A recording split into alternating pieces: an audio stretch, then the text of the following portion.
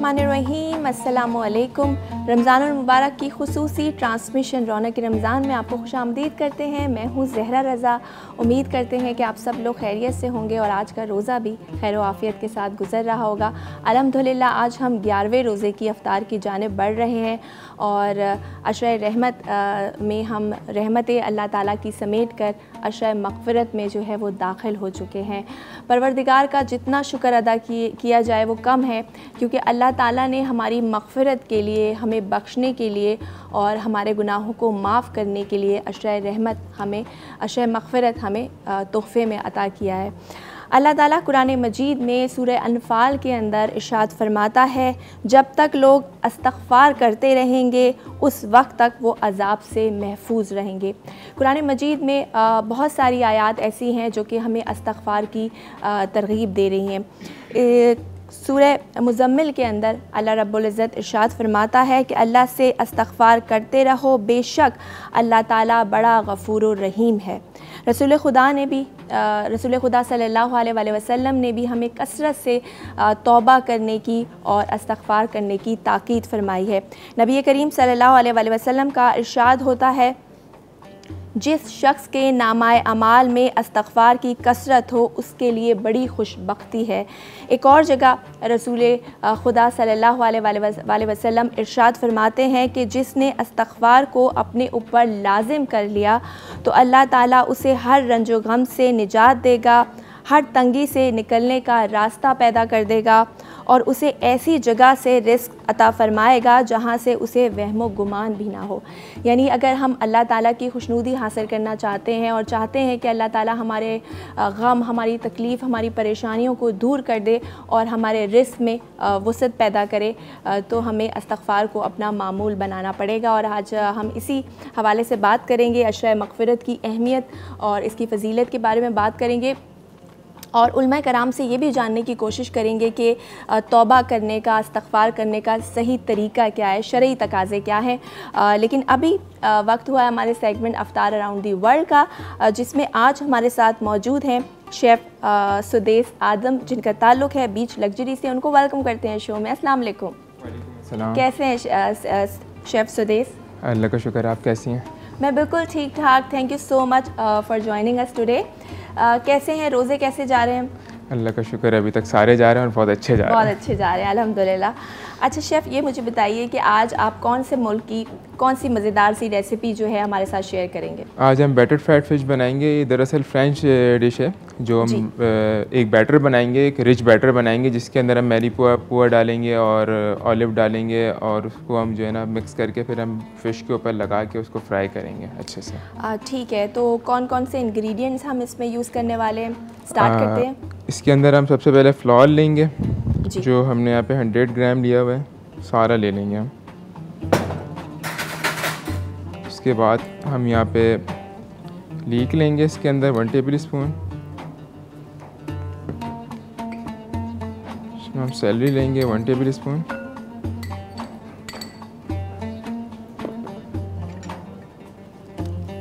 इसमें हम कैरेट लेंगे 1 टेबल स्पून। चॉप लिया, सब मैंने सब चीज़ें चॉप ली हैं। इसमें मैंने ऑलिव डालने हैं, अगर आपके पास हो ऑलिव तो ठीक है, वरना ये ऑप्शनल है। सही।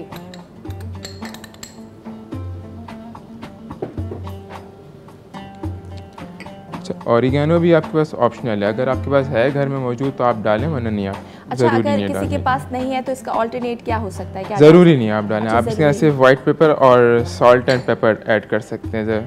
ये मैंने एक ऑप्शनल रखा है, अगर आपके पास है या कोई और हर्ब है आपके पास तो आप वो ऐड करें। आपको एक तरीके रिच अरोमा देना है इसके अंदर बस। ठीक है। सॉल्ट लिया मैंने,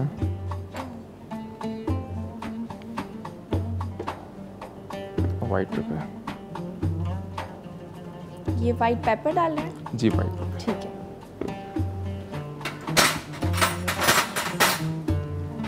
मस्टर्ड लेंगे हम 2 टेबल स्पून।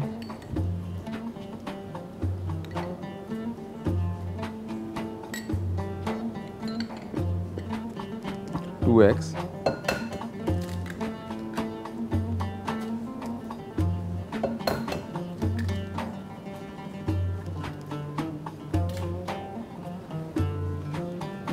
ठीक है, तो नाज़रीन आज हम आपको बताएं कि बैटर फ्राइड फ़िश जो है हम बनाने जा रहे हैं, जिसके लिए इंग्रेडिएंट्स अभी शेफ़ ने डाले हैं और अभी उसको मिक्स करेंगे। इसमें लेमन जूस,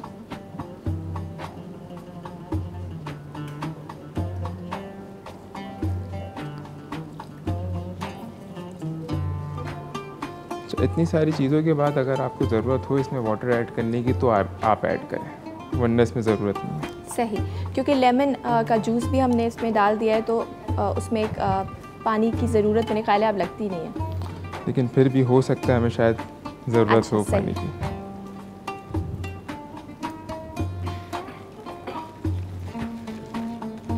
सारे इंग्रेडिएंट्स को डालकर अब हम मिक्स कर रहे हैं।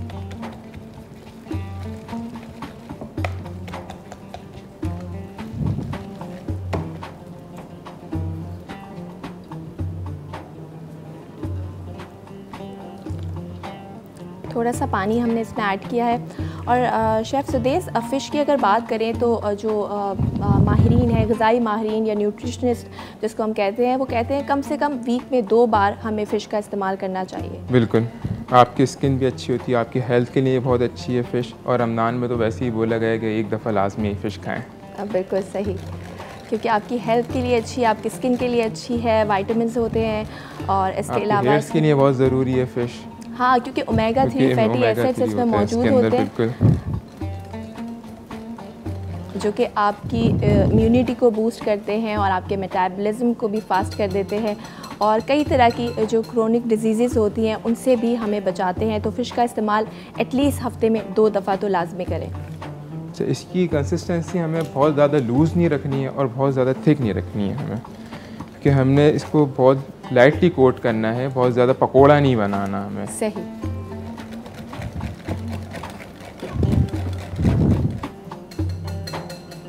यहाँ बैटर हमारा तैयार हो गया, इसके अंदर हम अपनी फ़िश ऐड कर देंगे।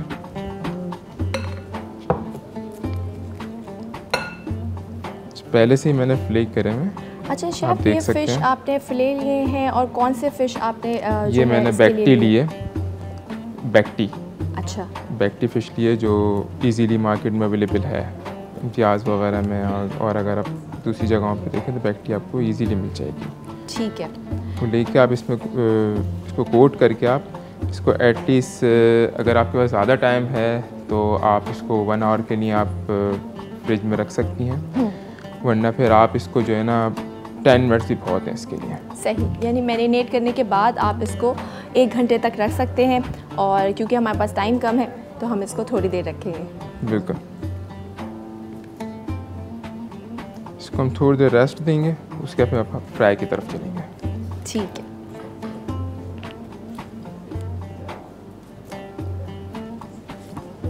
तक ये रेस्ट में हम अपना ऑयल वगैरह गरम कर लेते हैं। सही, तो हम जब तक हम इसको थोड़ी देर रख रहे हैं, मैरिनेट कर दिया है। मैं आप लोगों को एक बार रेसिपी भी बता दूं।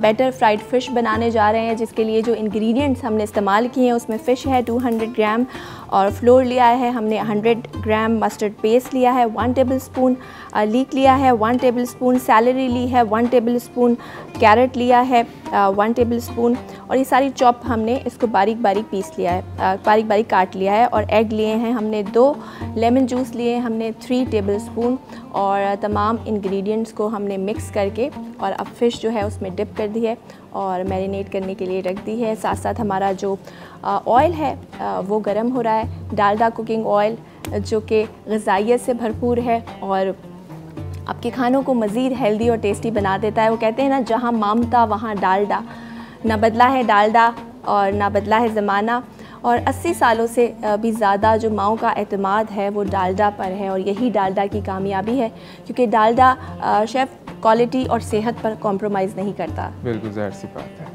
तो डालडा एक बहुत हमारा ऑयल इस वक्त गर्म हो चुका है? नहीं है। अच्छा, मुझे ये भी बताइएगा कितने फ्लेम पर हमें इसको बनाना है, लो फ्लेम पे, शैलो या फिर फ्राई? हम इसको मीडियम फ्लेम पे बनाएंगे, बहुत ज़्यादा तेज़ नहीं करेंगे, क्योंकि हमारा फ़िश भी एक थोड़ा सा टाइम लेती है पकने के लिए, तो इस वजह से हम अपना ऑयल हमने कम लग रहा है, हम थोड़ा सा और डाल दें इसके अंदर।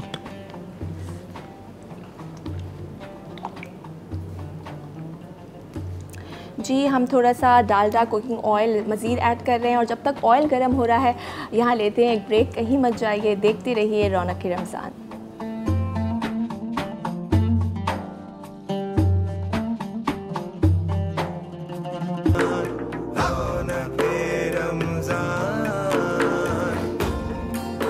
Welcome back. रौनक रमज़ान में आपको फिर से खुश आमदीद करते हैं। किचन काउंटर पे हम मौजूद हैं और शेफ़ सुदेश हमारे साथ आज मौजूद हैं बीच लग्जरी होटल से और बड़े मज़ेदार सी फ़िश बना रहे हैं। जी शेफ़ ब्रेक में हमने देखा कि हमारा जो ऑयल है वो गर्म हो गया है और फ़िश भी हमारी तकरीबन हमने मैरिनेट करके उसको रख दिया था कुछ टाइम के लिए।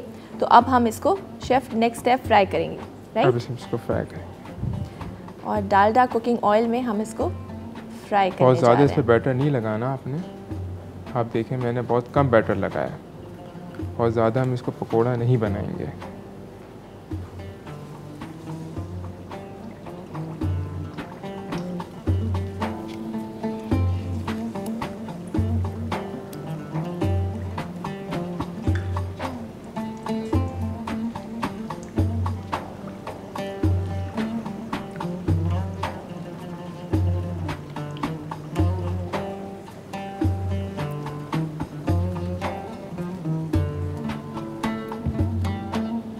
शेफ़ फ़िश जो होती है वैसे ही बड़ी जल्दी बन जाती है, जी 2-3 बिल्कुल। मिनट में जो है जी। इसकी cooking timing only 3 minutes on. अच्छा 3 मिनट बस 3 मिनट के अंदर ही हमारी फ़िश रेडी हो जाएगी।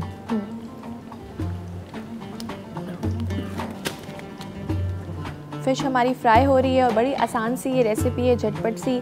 आप लोग इसको अफ्तार में ट्राई कर सकते हैं और हम कोशिश करते हैं कि रोज़ाना आपको वो रेसिपीज़ बताएं जो कि आसान हों।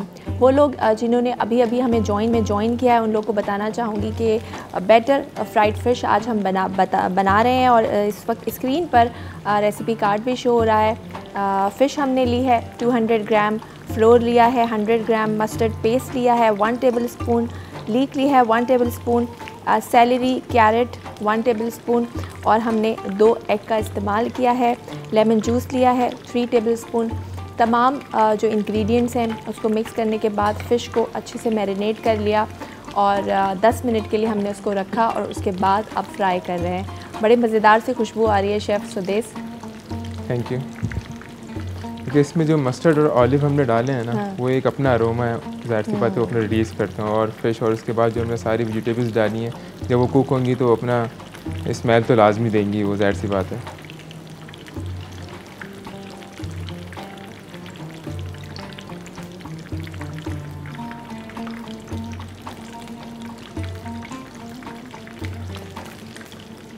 बड़ी जल्दी जो है ये इसको पक जाती है 3 मिनट तक।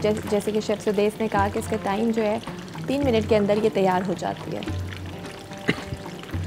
और ऊपर से मैंने फिले जो है ना बहुत पतले काटे हुए हैं, तो इस वजह से आई थिंक मुझे ऐसा लगता है कि ये डन हो गई है ये। अच्छा, और कलर भी थोड़ा थोड़ा ब्राउन इसका हो गया है। जी, बहुत ज़्यादा आपने इसको ब्राउन नहीं करना है, क्योंकि अगर हम ओवर कुक करेंगे फ़िश को तो ये अपनी सारी जितने भी विटामिन और मिनरल्स हैं वो सारे रिलीज़ कर देंगी। ठीक।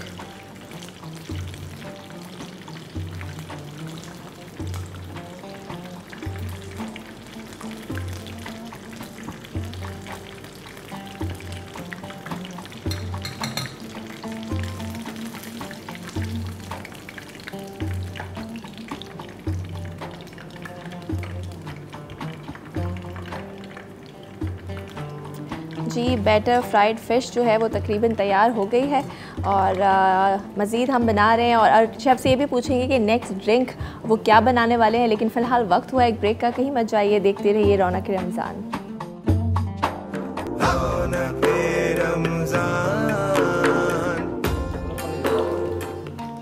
रौनक रमज़ान में आपको एक बार फिर से खुश आमदीद करते हैं। किचन काउंटर में पर मैं मौजूद हूँ और फ़िश जो है वो हमारी तकरीबन तैयार हो चुकी है और गार्निशिंग के लिए भी, इसकी प्रेजेंटेशन के लिए भी शेफ़ ने जो है वो ट्रे बना ली है। जी शेफ़, अब हम इसकी प्रेजेंटेशन कर रहे हैं लेमन के साथ। अगर आप इसको प्रेजेंट करेंगे जब भी, तो आप लेमन लाजमी लगाएंगे इसके अंदर। सही, इसके ऊपर लेमन लगाना है? नहीं, आप साइड में भी लगा सकते हैं, ठीक है, आपकी मर्जी है। और लेमन तो हमने इसके जो जब मिक्स किया था तो उसमें भी बैटर में हमने डाला था। बहुत ही मज़ेदार सी फ़िश है और प्रेजेंटेशन बड़ी अच्छी है, आप देख सकते हैं। और शेफ़ सुदेश, नेक्स्ट ड्रिंक क्या है? बड़े ड्राई फ्रूट्स हमें रखे हुए नज़र आ रहे हैं। नेक्स्ट ड्रिंक ये मैंने जो लिया है वो जो कमज़ोर लोग होते हैं और जो लड़कियाँ होती हैं उनके लिए मैंने नट्स डिलाइट बनाया है। और वो लोग जो रोज़ा रख के बेचारे, जब उनकी अफ्तार तक जो एनर्जी होती है वो बिल्कुल ख़त्म हो जाती है, तो ये बड़ी एक एनर्जी को आपकी बूस्ट करेगी। हेल्दी ड्रिंक है। इसमें जैसे मैंने आलमंड लिए 20 ग्राम या 30 ग्राम आप ले सकते हैं, कैश्यू नट्स, पिस्ताशियो, वॉलनट्स,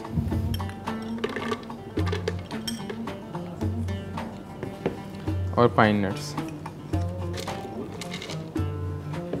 अच्छा, मैंने से थोड़ा सा ना इसके अंदर मैंने एक अमेंडमेंट की है जी। मैंने थोड़ा सा इसमें कार्डियम सीड्स डाला एज अ फ्लेवर के तौर पे। सही, एक अच्छे सी इसकी भी एक खुशबू, अरोमा बड़ा अच्छा है और टेस्ट भी अच्छा आ जाएगा। शुगर,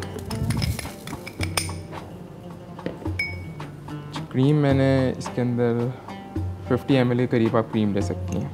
ठीक है, कि मुझे तो रिच अरोमा देना है कि जो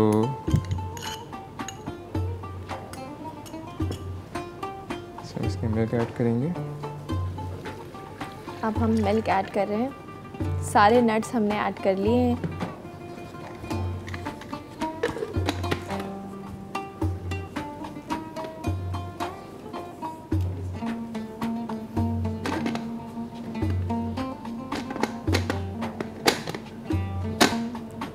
जी, आप लोगों को मैं एक बार रेसिपी बता दूं। बड़ी हेल्दी और एनर्जी बूस्टिंग ड्रिंक है। हमने आमंड लिए हैं, इसमें 20 ग्राम्स पिस्ताशियो लिए हैं, 20 ग्राम कैश्यू नट्स लिए हैं, 20 ग्राम्स वॉलनट्स लिए हैं, 20 ग्राम्स पाइन नट्स लिए हैं, 20 ग्राम्स, और उसके बाद हमने मिल्क लिया है और क्रीम ली है। और थोड़ा सा फ्लेवर के लिए और अरोमा के लिए हमने जो है इसमें कार्डेमम सीड्स का भी इस्तेमाल किया है।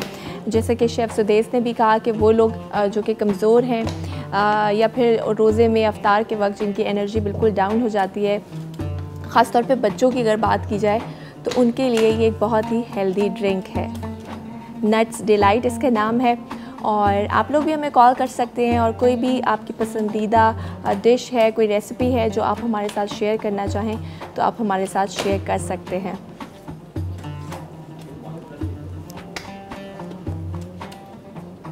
और आज हमने इससे पहले ग्राइंडर जो है, जी शेफ़, अब हम इसको ग्राइंड कर रहे हैं।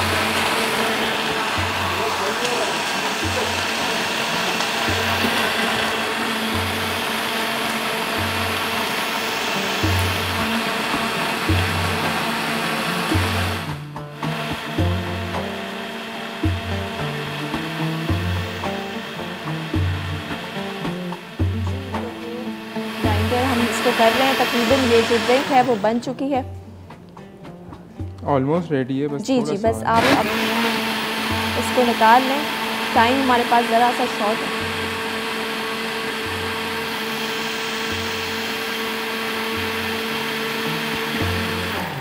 जी, तो ड्रिंक हमारी जो है वो तैयार हो चुकी है।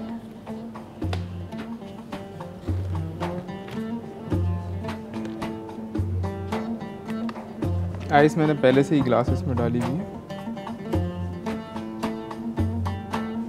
जी, बहुत बहुत शुक्रिया शेफ़ सुदेश आपका। बड़ी मज़ेदार सी फ्राइड फ़िश आज इन्होंने बनाई और उसके साथ साथ हेल्दी नट्स डिलाइट जो है वो बनाई।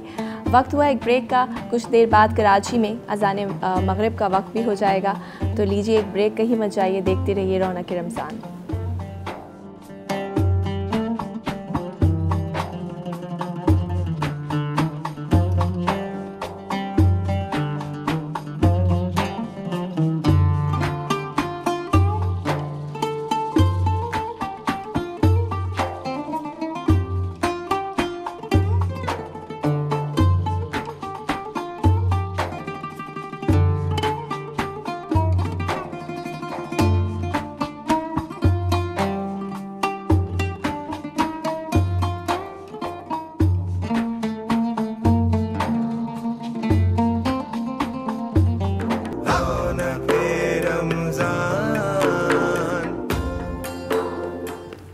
जी, रौनक रमज़ान में आपको फिर से खुशामदीद कहते हैं और रमज़ान में रहमतों का जो नुज़ूल है वो जारी व सारी है और हम रहमतों के अशरे से निकल कर अब अशरे मग़फ़िरत में जो है वो दाखिल हो चुके हैं। और ये भी हम पर अल्लाह ताला का बड़ा करम है कि एक तो उसने हमें रमज़ान का बाबरकत महीना दिया और उसके बाद ये जो अशरा शुरू हुआ है ये इसमें अल्लाह ताला जो है अपने बंदों की जो तौबा है उसको कबूल फ़रमाता है, जो उसके गुनाह हैं उसको माफ़ फरमाता है। तो आज हम जानेंगे अशरा मग़फ़िरत की फ़जीलत, उसकी अहमियत और जो हमारे साथ उलमाए कराम हैं उनसे जानने की कोशिश करेंगे कि तौबा इस्तग़फ़ार किस तरह से की जाए, क्योंकि शरई तकाज़े होते हैं हर चीज़ के और दीन इस्लाम ने हमें हर चीज़ का तरीक़ा और सलीक़ा बताया है। तो इस हवाले से बातचीत का सिलसिला शुरू करते हैं। अपने मेहमानों का तारुफ़ कराना चाहूँगी। हमारे साथ मौजूद हैं मुफ्ती इरशाद हुसैन सईदी साहब। अस्सलाम वालेकुम मुफ्ती साहब। वालेकुम अस्सलाम। और उसके साथ साथ मौजूद हैं डॉक्टर सरवत अस्करी साहिबा। अस्सलाम वालेकुम डॉक्टर साहिबा, कैसी हैं आप? अल्हम्दुलिल्लाह, अल्लाह का शुक्र है। आप दोनों को वेलकम करते हैं शो में। और अशरा मग़फ़िरत का आज पहला रोज़ा है, 11वां रोज़ा की हमने इफ्तार जो है वो कर ली है। मुफ्ती साहब, आपसे पूछना चाहूँगी कि जैसे हमने अशरा रहमत की फ़जीलत जानी, उसकी अहमियत जानी, कौन जाने आप लोगों से कि आप लोगों ने बताया कि कौन से अमाल हैं, कौन सी दुआएं हैं जो करनी चाहिए उस खुसूसन ख़ास अशरे में। तो आज अशरा मग़फ़िरत का मैं जानना चाहूँगी, उसकी अहमियत क्या है, फ़जीलत क्या है और ख़ास तौर पर रोज़ेदारों के लिए क्या अजर व सवाब है? जी देखिए, यूँ तो पूरे रमज़ान मुबारक की फ़जीलत है और दूसरे महीनों से अल्लाह रब्बुल इज़्ज़त ने इसको अफजल और बरतर बनाया है जी। कई एतबारात से इसको इम्तियाज़ी शानों से नवाजा है। बेशक। मगर फिर इसके अंदर भी जैसे एक रात को लैलतुल क़द्र बनाया है, ऐसे जो 3 अशरे हैं वो भी आका अलैहिस्सलाम ने तख़सीसन इनकी ये शान बयान फरमाई कि पहला अशरा रहमत का है, दूसरा मग़फ़िरत का है और तीसरा इत्क़ मिनन नार, अल्लाह के अज़ाब से और जहन्नम से रिहाई का है। अच्छा, इसका ये मतलब हरगिज़ नहीं होता कि पहले अशरे में रहमत होती है और बाकियों में नहीं, या इसका ये मतलब हरगिज़ नहीं कि इस दूसरे अशरे में मग़फ़िरत होगी और इससे पहले नहीं थी या इसके बाद नहीं। इसका ये मतलब है कि एक तो इन दिनों की तख़सीसी और इम्तियाज़ी शान है। जैसे किसी शय के ऊपर कोई रिफ्लेक्शन होता है तो ऐसे समझें कि पहले अशरे के ऊपर अल्लाह की रहमत का रिफ्लेक्शन है और अल्लाह ताला ने उसको तख़सीसन अपनी रहमत से मंसूब फरमाया है। सही। या हम यूँ कह सकते हैं, यूँ समझ सकते हैं कि उसमें अल्लाह रब्बुल इज़्ज़त की रहमत अपने जोबन पर होती है, जो मांगे अता होता है। ऐसे ही मग़फ़िरत का महीना है तो गोया ये अहले ईमान को, रोज़ादारों को मुतवज्जे किया जा रहा है कि तुम अल्लाह की तरफ मग़फ़िरत करने से की तरफ मुतवज्जे हो जाओ और तौबा की तरफ रुजू करो और अपने गुनाहों से निजात हासिल करके और अल्लाह को राज़ी करने की तरफ आगे बढ़ो। तो गोया अशरा मग़फ़िरत इसलिए है कि मग़फ़िरत मांगने की तरफ उनकी तवज्जो कराई जा रही है और अल्लाह रब्बुल इज़्ज़त भी मुआफ़ फरमाने के लिए उसकी जो शान है मुआफ़ करने की और तव्वाबियत की, वो शान पूरी तरह से खुल कर सामने आ रही होती है। तो इस वजह से इस माह मुबारक में इस्तिग़फ़ार करना चाहिए और ख़ास तौर पर इन 10 दिनों में। और मग़फ़िरत का माना है कि मुआफ़ी मांगना, और मुआफ़ी मांगना जो है ये छोटी ख़ताएँ भी होती हैं, बड़े गुनाह भी होते हैं जिनसे शरीयत ने मना फरमाया, वो कबायर हैं और हराम के दर्जे पर होते हैं, कबीरा गुनाह होते हैं, फिर छोटे गुनाह भी होते हैं, ख़ताएँ भी होती हैं। तो इंसान ख़ता का पुतला है, उससे हर लम्हा कुछ ना कुछ ऐसी चीज़ सादिर होती रहती है, हो सकती है, सिवाय इसके कि जिनको अल्लाह रब्बुल इज़्ज़त ने मासूम बनाया। तो लिहाजा अब हमें चाहिए कि हम अल्लाह रब्बुल इज़्ज़त के हुज़ूर मुआफ़ी मांगते रहें, इस्तिग़फ़ार करते रहें। और अल्लाह को ये पसंद है और अल्लाह रब्बुल इज़्ज़त को ये भी पसंद है कि वो बंदों को मुआफ़ फरमाए। इसलिए उसने कुरान मजीद में हमें दावत दी, फरमाया वसारिऊ इला मग़फ़िरतिन, अल्लाह की तरफ जल्दी करो, जल्दी से दौड़ कर आओ मग़फ़िरत पाने के लिए और मग़फ़िरत को हासिल करने के लिए। बेशक। तो बंदे की बंदगी का हुस्न यही है कि वो हर लम्हा अल्लाह के हुज़ूर मुआफ़ी और इस्तिग़फ़ार करता रहे। बेशक बेशक, कुरान मजीद की बहुत सारी आयत ऐसी हैं जिसमें अल्लाह ताला जो है वो इस्तग़फ़ार करने का हुक्म दे रहा है, और रसूल करीम सल्लल्लाहु अलैहि वसल्लम के जो इरशादात हैं वो भी हमें यही बताते हैं। सरवत अस्करी साहिबा, जैसे कि मुफ्ती साहब ने भी बताया कि इस्तग़फ़ार हमें इस जो अशरा है उसमें करना चाहिए। तो इस्तग़फ़ार का तरीका क्या होना चाहिए, किस तरह से दुआ करें, किस तरह से अल्लाह ताला के हुज़ूर ज़ाहिर पेश हो रहे हैं, तो तरीका सलीका क्या होना चाहिए, कौन सी दुआएं हैं या कौन सी तस्बीह है जो हमें करनी चाहिए माफ़ी मांगते वक्त? बिस्मिल्लाहिर्रहमानिर्रहीम, अस्सलाम वालेकुम। आप सबको माह रमज़ान मुबारक की मुबारकबाद देते हुए, और 11वां रोज़े की भी हम लोगों ने अफ्तार कर लिया है, अल्हम्दुलिल्लाह ये रोज़ा खुल चुका है, और इसी तरह बहुत तेज़ी के साथ ये दिन गुजर जाएंगे। और ये वो अय्याम है कि जिसका सोना भी इबादत है, जिसमें जागना भी इबादत है। और आपने पूछा कि दुआएं कैसे करनी चाहिए, इस्तग़फ़ार कैसे करनी चाहिए, तो याद रखिए कि दुआओं का हमेशा दो तरीक़े हुआ करते हैं। एक दुआ जो कि इंसान की अपने दिल की दुआ हुआ करती है, वो इंसान अपनी ज़बान में मांगता है, परवरदिगार आलम से अपने दिल की बातें किया करता है। अब वो गुजराती में भी मांग सकता है, उर्दू में भी मांग सकता है, दुआएं फ्रेंच में भी मांग सकता है, इंग्लिश में भी मांग सकता है, लेकिन उसके अलावा दूसरी दुआएं वो हुआ करती हैं जो कि अम्बिया अलैहिस्सलाम की दुआएं हैं, आइम्मा मासूमीन की दुआएं हैं, जो कि किताबों में मौजूद हैं हमारे पास। तो उन दुआओं को जब अपनी ज़बान पे जारी करते हैं तो उन दुआओं के भी बड़े असरात हैं, इसलिए कि हमारे पास वो खूबसूरत अल्फाज नहीं, वो खूबसूरत तरीक़ा नहीं, तौहीद रब्बुल आलमीन, तौहीद शनासी नहीं। तो जब हम उन दुआओं के अल्फाज को अपनी ज़बान पर दोहराते हैं तो परवरदिगार आलम यकीनन उनके सदक़े से हमारी दुआओं को कबूल मकबूल फरमाता है, और हम पर एक उसका असर भी बेशक ज़रूर होता है। और बिल्कुल ऐसे ही इस्तग़फ़ार का भी, अच्छा इस्तग़फ़ार ज़बानी कलामी नहीं होनी चाहिए।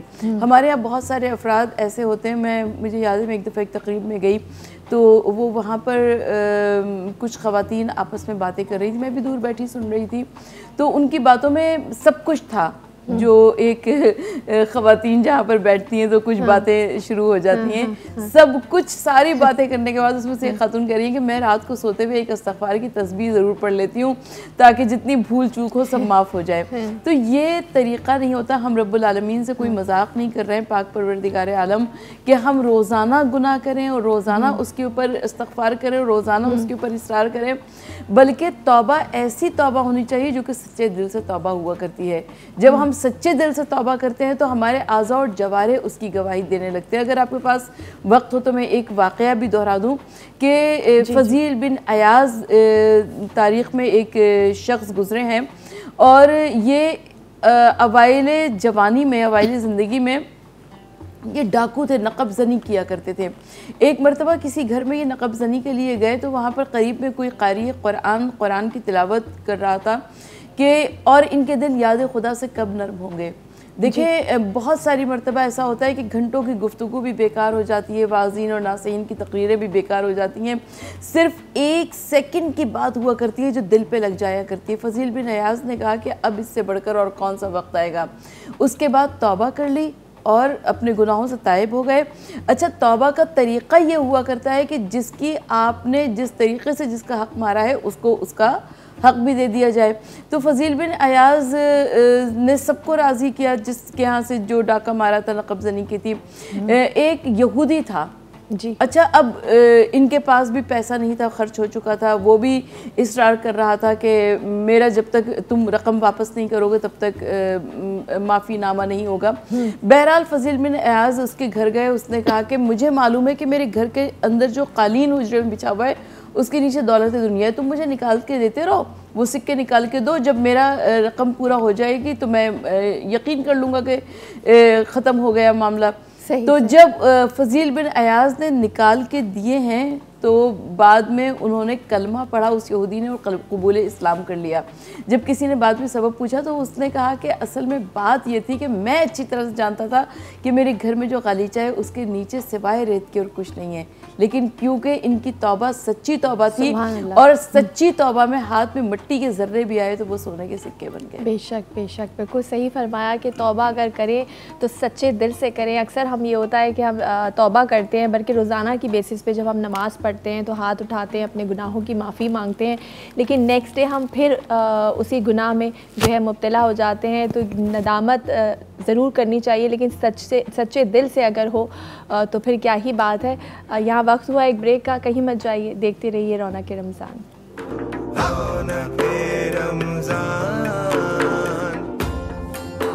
रौनक रमज़ान में एक बार फिर से आपको खुशामदीद करते हैं। बात कर रहे हैं अशरे मग़फ़िरत की अहमियत की, उसकी फ़जीलत के हवाले से उलमाए कराम हमारे साथ मौजूद हैं। मुफ्ती साहब आपकी तरफ आऊँगी, और अगर हम ये अयाम देखें जो अशरे मग़फ़िरत 11 रमज़ानुल मुबारक से स्टार्ट हो गया है, तो क्या ये जो अयाम है, ये दिन है सिर्फ़ माफ़ी लेने के दिन है या माफ़ी देने के भी दिन है? क्योंकि अगर हम अपने आप को देखें तो हम किसी की छोटी सी छोटी गलती भी माफ़ नहीं करते आसानी से। कोई हमें घूर के देख ले, कोई बदतमीज़ी हमसे कर ले, या सड़क पे जिस तरह से ट्रैफिक में आजकल हालात होते हैं, कोई हल्की सी गाड़ी को टक्कर लगा दे तो हम तो उसको ठीक ठाक वाली गालियाँ देते हैं, और फिर हमारा बस नहीं चलता कि उसको कब्र तक पहुँचा दें। तो और ख़ुद हम अल्लाह ताला से तवक्को ये करते हैं कि तो वो हमारे बड़े से बड़े गुनाह को माफ़ कर दे, यहाँ तक कि गुनाह कबीरा को भी माफ़ फरमा दे।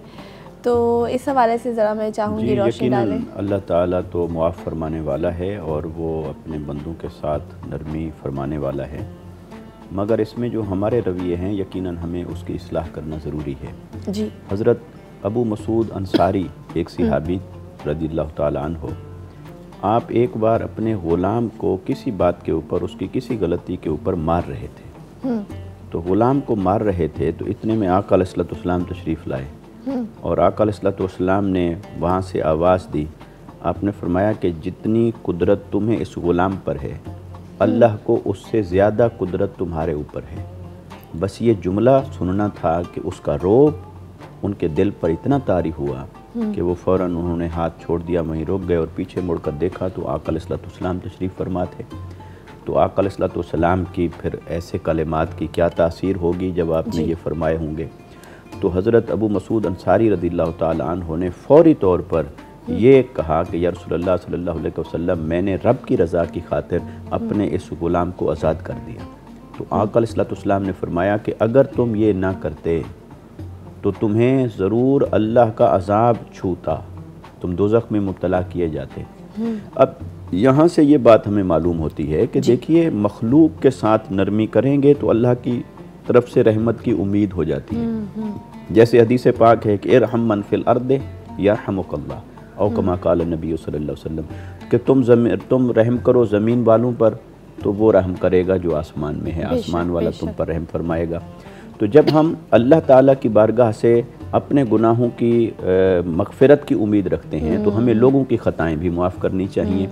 अच्छा, उन ख़ताओं की कई नौइयतें होती हैं। मिसाल के तौर पर अगर कोई ख़ता ऐसी है कि जो सिर्फ़ आपकी हक़ तलफ़ी हुई है तो आप उसे माफ़ कर दें, लेकिन अगर सामने वाले ने कोई ऐसा जुर्म किया है जिसका आपकी ज़ात से ताल्लुक़ नहीं है, बल्कि उसने किसी और का हक़ मारा है, अब आप वहाँ माफ़ करने के लिए नहीं खड़े होंगे, बल्कि आप वहाँ कंपनसेशन के लिए खड़े होंगे, उसकी तलाफ़ी करवाएंगे उससे। ठीक है।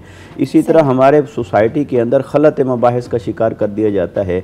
कई ऐसे लोगों के बारे में भी हमें सुनने को मिलता है कि जी अच्छा, अल्लाह तो गुनाहों को माफ़ फरमाने वाला है, फ़लाँ ने अगर पूरा मुल्क भी लूट लिया तो क्या हुआ, कोई हर्ज नहीं, उसको माफ़ कर दो। हम माफ़ कर सकते हैं जब किसी ने हमारे साथ ज़्यादती की हो, लेकिन अगर किसी ने दूसरों का हुकूकुल इबाद में जुल्म किया है, ज़्यादती की है, तो उसकी हमारे पास इख्तियार नहीं है कि हम माफ़ी दें, वो तो अल्लाह के हुजूर माफ़ी है। अच्छा, अल्लाह के पास जो माफ़ी है वो एक तो है बंदे ने अगर हुकूकुल्लाह में कहीं हक़ तलफ़ी की हो, गुनाह किया, कोई ऐसी छोटे सगीरा या ख़ताएँ कुछ हो गई तो अल्लाह के हुजूर माफ़ी मांगे। और अगर गुनाह कबीरा हो गया है तो उसके लिए सिर्फ मग़फ़िरत काफ़ी नहीं है, बल्कि तौबा ज़रूरी है। और अगर किसी ने ऐसा गुनाह किया है जिससे हुकूकुल इबाद में से किसी की हक़ तलफ़ी हुई है और हक़ मारा गया है, तो फिर उसकी तलाफ़ी भी ज़रूरी है, मुआफ़ी भी ज़रूरी है, और फिर अल्लाह के हुजूर तौबा भी ज़रूरी है। और तौबा को मैं यूँ कहूँगा कि ये जो हमारा एक तो ये रवैया होता है कि मुआफ़ी भी मांगते रहे, गुनाह भी करते रहे, ये तो अल्लाह को कतन पसंद नहीं है। अल्लाह की बारगाह से जो हया रखने वाले बंदे हैं वो तौबा करते हैं तो फिर तौबा पर कायम रहने की कोशिश करते हैं।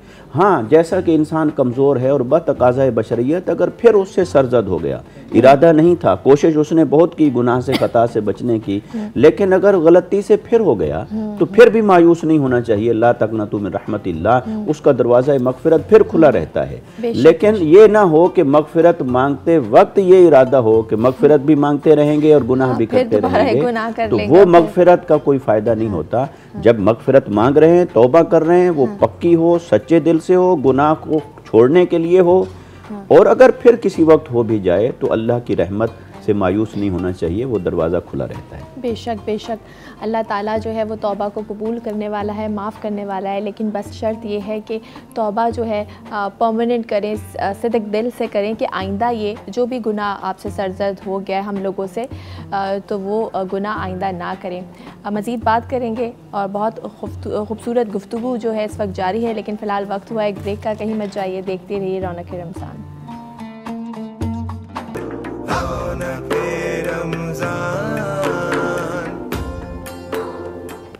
रौनक रमज़ान में एक बार फिर से आपको खुशामदीद करते हैं। अशरा मग़फ़िरत की अहमियत और फ़जीलत के हवाले से बात कर रहे हैं। इस्तिग़फ़ार का तरीका क्या होना चाहिए, शरई तकाज़े क्या हैं, इस हवाले से बातचीत जारी है। उलमाए कराम हमारे साथ मौजूद हैं, मुफ्ती इरशाद हुसैन सईदी साहब और उनके साथ साथ डॉक्टर सरवत अस्करी साहिबा। मुफ्ती साहब, अगर रसूल करीम सल्लल्लाहु अलैहि वसल्लम के इरशादात देखें तो मुतादिद जगह पर आप सल्लल्लाहु अलैहि वसल्लम ने हमें जो है इस्तिग़फ़ार की ताकीद फ़रमाई है, और एक हदीस मैं कोट भी करना चाहूँगी यहाँ पर कि आपने फ़रमाया, जिसने इस्तिग़फ़ार को लाजिम कर लिया अपनी ज़िंदगी में तो अल्लाह ताला उसे हर रंजो गम से निजात देगा, हर तंगी से निकलने का रास्ता पैदा फरमा देगा, और उसे ऐसी जगह से रिस्क अता फ़रमाएगा जहाँ से उसे वहमो गुमान भी नहीं। यानी इस्तिग़फ़ार करने के हमारे फ़ायदे भी बहुत सारे हैं कि अल्लाह ताला हमें तकलीफ़ों और परेशानियों से तो निकाल रहा है, हमारे रिस्क में भी बरकत दे रहा है कि हमारे जहाँ हमें ज़हनो गुमान में भी ना हो, वहाँ से हमें रोज़ी मिलेगी। जी, ऐसा ही है। इस्तिग़फ़ार की बहुत फजीलत है और इसकी बहुत बरकतें हैं। यकीनन हमारे जहन में आमतौर पर इसका एक ही पहलू रहता है कि जब गुनाह और ख़ता से मुआफ़ी चाहिए तो आप इस्तिग़फ़ार करें। जी। लेकिन आका अलैहिस्सलाम ख़ुद फरमाते हैं, फरमाया मैं दिन में 70 मरतबा और एक रिवायत में है 100 मरतबा अल्लाह के हुज़ूर इस्तिग़फ़ार करता हूँ। तो आप तो मासूम थे कि ख़ताओं से, तो फिर आपका इस्तिग़फ़ार किस वजह से? तो एक तो इस वजह से कि इस्तिग़फ़ार महज़ ख़ताओं और गुनाहों पर नहीं होता, बल्कि ये तक़ाज़ाए अबदियत है। अल्लाह को ये पसंद है कि मेरे बंदे मेरे सामने यूँ मुआफ़ी मांगते रहें, इससे उसकी बड़ाई का इजहार होता है और बंदे की आजिज़ी और इनकिसारी का इजहार होता है। तो तक़ाज़ाए अबदियत है कि हम इस्तिग़फ़ार करते रहें। दूसरा, इस इस्तिग़फ़ार की बरक़ात हैं। आका अलैहिस्सलाम ने हदीस में वाज़े तौर पर एक तो रिज़्क़ में बरकत का फरमाया कि जो इस्तिग़फ़ार करता है अल्लाह ताला उसको वहाँ से रिज़्क़ अता फरमाता है जहाँ से उसका गुमान भी नहीं होता, गोया उसके रिज़्क़ में बरकत हो जाती है। तीसरा, आका अलैहिस्सलाम ने इस इस्तिग़फ़ार की बरकत में फरमाया कि जो इस्तिग़फ़ार करता रहता है कसरत से, उसकी उम्र में बरकत होती है। तो अल्लाह तबारक व तआला उसकी उम्र में भी बरकत अता फरमा देता है, उसकी इज़्ज़त में बरकत अता फरमाता है। जो अल्लाह रब्बुल इज़्ज़त के हुज़ूर सच्चे दिल से इस्तिग़फ़ार करता रहता है तो उसकी ज़िंदगी में बेशुमार ऐसी खैर व बरकत होती है जो उसकी ज़िंदगी के अंदर ज़ाहिर होती है और अयां होती है। फिर इस इस्तिग़फ़ार के साथ एक तौबा है। जी। आम तौर पर हम इसे मुतरादिफ समझते हैं, मगर थोड़ा सा फ़र्क भी है। या यूँ कहिए कि इस्तिग़फ़ार वो है जो हर वक्त उठते बैठते करते रहना चाहिए, और तौबा बिलखुसूस वो है कि जब कोई गुनाह का इर्तिकाब हो जाए वाज़ेह तौर पर और उसको हमेशा से छोड़ने का कस्द कर लिया जाए तो अल्लाह के हुज़ूर वापस पलटा जाए, तो वो तौबा होती है। इसलिए थोड़ा इसमें फ़र्क भी है, लेकिन बहरहाल तौबा और इस्तिग़फ़ार दोनों एक मोमिन की ज़िंदगी का हुस्न है। ठीक है, बहुत अच्छी बात आपने कही। सरवत साहिबा, इस्तिग़फ़ार करने का अगर मैं पूछूं कि सही वक्त क्या है, क्या नमाज के बाद करें या आप दिन में किसी टाइम भी कर सकते हैं? कहते हैं ना कुछ ऐसे लम्हात होते हैं, कुछ ऐसा वक्त होता है जहाँ पर जो वो कबूलियत का वक्त होता है, तो एक तो सही वक्त और इस्तिग़फ़ार और तौबा के लिए मैं इमाम जाफ़र सादिक़ अलैहिस्सलाम का एक इरशाद गिरामी आपकी समातों की नज़र करना चाहती हूँ। मौला इरशाद फरमाते हैं कि कोई अपने मरने से 1 साल कबल भी तौबा और इस्तिग़फ़ार कर ले तो उसकी तौबा भी कबूल है। फिर फरमाया 1 साल तो बहुत बड़ी चीज़ है, अगर कोई अपने मरने से 6 महीने पहले तौबा और इस्तिग़फ़ार कर ले तो खुदा उसकी इस्तग़फ़ार को भी कबूल फरमाता है। फिर फरमाया 6 महीना भी बड़ी चीज़ है, अगर कोई अपने मरने से 1 महीना पहले तौबा इस्तग़फ़ार कर ले तो रब्बुल आलमीन उसकी इस्तग़फ़ार को भी कबूल फरमाता है। फिर फरमाया कि 1 महीना तो बड़ी दूर की बात है, अगर कोई 1 हफ़्ता पहले, 1 दिन पहले या 1 साल पहले अपने मरने से तौबा इस्तग़फ़ार कर ले तो परवरदिगार आलम उसकी तौबा को भी कबूल फरमा लेता है। तो तौबा और इस्तग़फ़ार का कोई वक्त नहीं होता, इसलिए कि अच्छा मुझको आप में से किसी को भी नहीं पता कि वो उसकी मौत कब आनी है, महीना पहले या 6 महीना पहले या 1 साल पहले। तो इसका मतलब ये हुआ कि हर लहजा और हर आन परवरदिगार आलम से अपने गुनाहों की माफ़ी मांगते रहना चाहिए। अच्छा, जब इस्तग़फ़ार की बात आती है तो इमाम हसन मुज्तबा अलैहिस्सलाम के पास एक शख्स आया, उसने कहा कि फरज़ंद रसूल दुआ फरमा दीजिए कि खुदा मुझे औलाद अता फरमा दे। इमाम हसन मुज्तबा अलैहिस्सलाम ने फरमाया कि इस्तग़फ़ार करो। उसके बाद दूसरा शख्स आया कि फरज़ंद रसूल दुआ फरमा दीजिए कि अल्लाह मुझे रिज़्क़ अता फरमाए।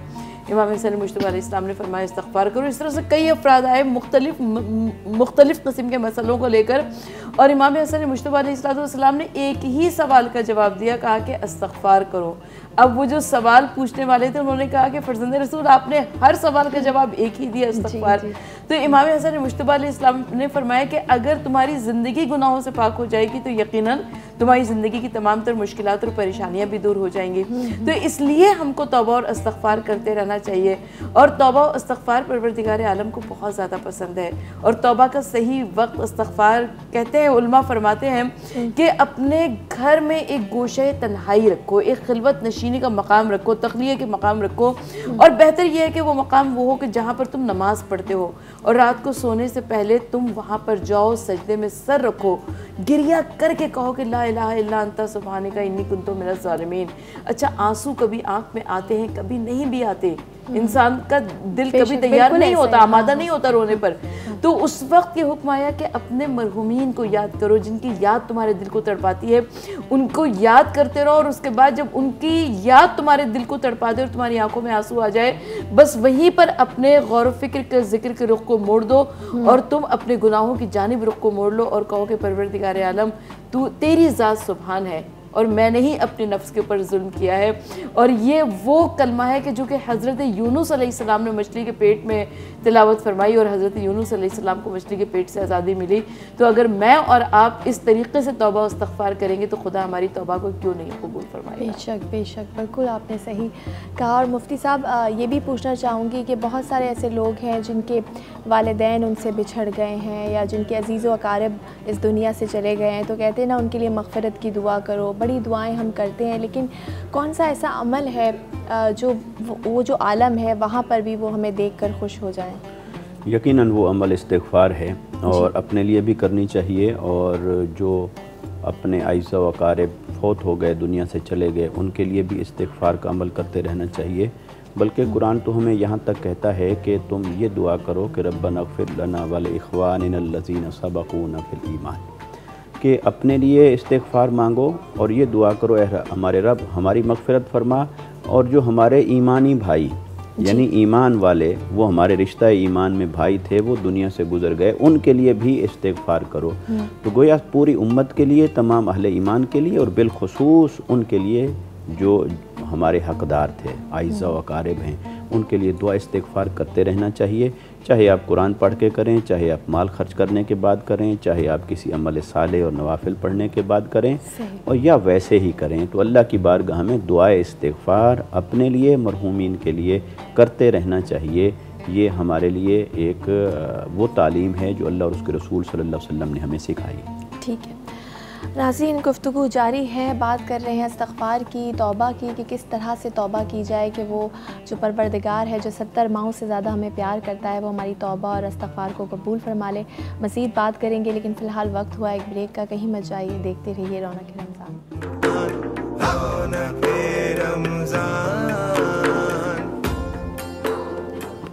जी, रौनक रमज़ान में आपको फिर से खुश आमदीद करते हैं, और बात हो रही है आज इस्तग़फ़ार के हवाले से, तौबा के हवाले से। उलमाए कराम हमारे साथ मौजूद हैं। मुफ्ती साहब, आपसे मैं एक और सवाल करना चाहूँगी, और वो ये है कि इस्तग़फ़ार की जब हम बात करते हैं, तौबा की, तो क्या कोई ख़ास कलिमात का बोलना ज़रूरी है, या फिर कुछ ऐसे अमाल भी होते हैं जिसके ज़रिए से हम इस्तग़फ़ार जो है कर सकते हैं? जी, यकीनन अहम सवाल है। तौबा के लिए कोई मख़सूस कलिमात ज़ुबान से अदा करना ज़रूरी नहीं है, अच्छा। अलबत्ता हमें हुजूर नबी अकरम सल्लल्लाहु अलैहि वसल्लम ने ऐसे कलिमात ज़रूर सिखाए हैं जिससे अल्लाह की रहमत हमारी तरफ मुतवज्जे होती है और हमें उन कलिमात से इस्तिग़फ़ार करना चाहिए। जैसे हज़रत आयशा सिद्दीक़ा रज़ियल्लाहु ताला अन्हा से मरवी है, आका अलैहिस्सलाम ने फरमाया, अगर कोई मकबूल लम्हा तुम्हें मिले तो यूँ दुआ करो, अल्लाहुम्मा इन्नका अफ़ुव्वुन करीमुन तुहिब्बुल अफ़्वा फ़अफ़ु अन्नी या गफ़ूर या गफ़ूर या गफ़ूर। इसी तरह इस्तिग़फ़ार के कलिमात हैं, अस्तग़फ़िरुल्लाह रब्बी मिन कुल्लि ज़ंबिन व अतूबु इलैहि। इसी तरह इस्तिग़फ़ार के कलिमात हैं, अस्तग़फ़िरुल्लाह अल्लज़ी ला इलाहा इल्ला हुवल हय्युल क़य्यूम व अतूबु इलैहि। और जो कोई कलिमात जो अल्लाह ताला की हम्द, सना, तक़दीस बयान करने के साथ हों तो उनसे किया जाए। मगर इससे ज़्यादा ज़रूरी ये है कि ये सिर्फ़ ऐसा नहीं है कि लफ्ज़ आपने कुछ स्टेटमेंट ज़ुबान से डिक्लेयर कर दी और वो मग़फ़िरत हो गई। वो ये है कि पहले तो दिल में नदामत हो, दिल शर्मसार हो उन गुनाहों से, फिर उन गुनाहों और ख़ताओं को छोड़ने का इरादा हो और वो पक्का इरादा हो और आइंदा उसके ऊपर पूरा उतरने की हत्तुल इम्कान कोशिश की जाए। चाहे वो कोशिश में कभी कामयाब हो या ना हो, लेकिन इरादा उसमें मिलावट ना हो, कोशिश उसमें मिलावट ना हो। हाँ, अगर कहीं टूट जाए तो आप दोबारा दरवाज़ा खुला है, आप फिर तौबा करें, इस्तिग़फ़ार करें। मगर ये कि कलिमात भी हैं मगर अमल से ज़ाहिर होना चाहिए कि वाकई हमने तौबा कर ली, इस्तिग़फ़ार किया और हमने गुनाहों को छोड़ दिया। सही, बिल्कुल सही। सरवर साहिबा, जैसे कि मुफ्ती साहब ने कहा कि इरादा मजबूत करना चाहिए और अमल से साबित होना चाहिए कि आपने जो तौबा अल्लाह से मांगी है या जो इस्तिग़फ़ार किया है वो नज़र आना चाहिए। लेकिन उसके बावजूद सरवर साहिबा हम देखते हैं कि हम लोग एक दिन तौबा करते हैं, दूसरे दिन वही जो माशरती बुराइयां हमारे अंदर इतनी ज़्यादा हो गई हैं, ग़ीबत कर रहे हैं, हसद कर रहे हैं, एक दूसरे को ईज़ा पहुंचा रहे हैं अपनी बातों से, सिला रहमी कर रहे हैं, तो हम सब जानते हैं कि बड़े बड़े गुनाह हैं और उसके बावजूद हम क्यों नहीं छोड़ते? ऐसी क्या चीज़ है जो क्या इसमें लज्जत बहुत है या हमें? अच्छा, मुझे यहाँ पर एक बड़ा मुख्तसर सा वाक़या याद आ रहा है कि हज़रत ज़करिया अलैहिस्सलाम, अल्लाह के नबी थे। एक दफ़ा इब्लीस लईन आया उनसे मुलाकात के लिए और हज़रत ज़करिया अलैहिस्सलाम ने पूछा कि तूने खल्क़ खुदा को कैसा पाया? उसने कहा कि मैंने मखलूक को तीन तरह की 3 हिस्सों में तकसीम पाया। एक हिस्सा आप अम्बिया हैं क्योंकि आप मासूम मिनल ख़ता हैं, हम कुछ भी कर लें लेकिन आपके ऊपर हमारा कोई असर नहीं होने वाला। एक वो अफराद हैं जो हमारे हाथों में पिंग पोंग की गेंद की तरह है, हम जिस तरफ चाहे लुढ़का दें, जिस तरह चाहे फेंक दें, जिस तरह चाहे उठा लें। लेकिन एक दरमियानी तबका वो है कि जब वो हमारे बहकावे में आकर गुनाह कर लेते हैं लेकिन फ़ौरन ही तौबा व इस्तिग़फ़ार करके जैसे रेज़र फेरा जाता है, रबड़ की तरह उस तहरीर को मिटा दिया जाता है, बिल्कुल वैसे ही अपने गुनाहों को मिटा दिया करते हैं। तो उसने कहा कि हमारे लिए असल दर्द सर वो अफराद हैं। तो यानी अगर तौबा व इस्तिग़फ़ार हम करते हैं तो दर हकीकत हम शैतान लईन को शिकस्त देते हैं, इब्लीस को शिकस्त देते हैं कि हम बेशक अपने नफ्स से मजबूर होकर कुछ गुनाह कर लेते हैं लेकिन इसके बावजूद फ़ौरन तौबा व इस्तिग़फ़ार करके उसको मुसीबत में डालते हैं और वो परेशान ज़रूर होता है। ठीक है, ठीक है, बहुत शुक्रिया सरवत अस्करी साहिबा आपका और मुफ्ती इरशाद हुसैन सईदी साहब आपका, आप दोनों प्रोग्राम में तशरीफ़ लाए और आज हमने अशर मग़फ़िरत की अहमियत के हवाले से बात की और इस्तिग़फ़ार का सही तरीका जाना, किस तरह से इस्तिग़फ़ार करनी चाहिए और सबसे बड़ी बात कि इस्तिग़फ़ार और तौबा जब भी करें उसको सच्चे दिल से, खुलूस से, नीयत के साथ करें ताकि आपके जो अमाल हैं वो उसमें नज़र आए। और एक और चीज़ के जो आपके इर्द गिर्द लोग हैं उनको भी माफ़ करना सीखें क्योंकि अल्लाह ताला उन लोगों को माफ़ करता है जो कि बंदों, जो अल्लाह की मखलूक है, जो बद्दे हैं उनको माफ़ फरमाता है। प्रोग्राम का वक्त भी इख्तिताम को पहुँच गया है। कल फिर मुलाकात होगी एक नए मौजू के साथ। तब तक अपना बहुत ख्याल रखिएगा, अपनी सेहत का बहुत ख्याल रखिएगा। टेक केयर, अल्लाह हाफ़िज़।